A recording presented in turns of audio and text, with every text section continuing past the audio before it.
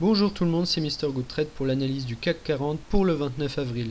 Après deux séances de hausse d'affilée, on a 78% de chances de faire une séance de baisse. Donc ça fait partie des statistiques quand même importantes puisque au-delà de 3 quarts quand même, il y a de fortes chances que ça se réalise. Maintenant, techniquement, on est dans un canal rouge baissier et sur le bas d'un canal vert haussier qui nous maintient depuis le 23 septembre 2011. Si on venait à le casser, les conséquences pourraient être dramatiques.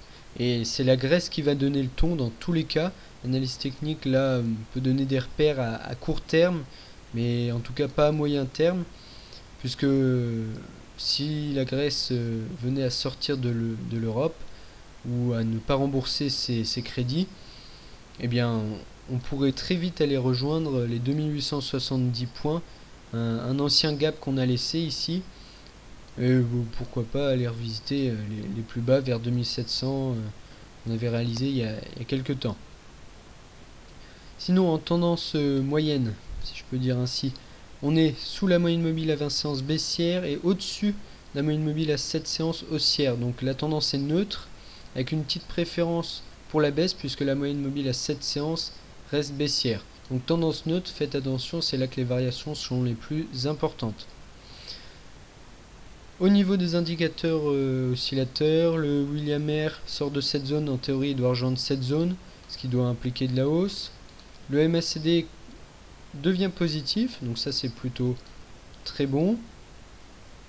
Et les volumes, on remarque qu'ils sont quand même assez faibles ces derniers temps.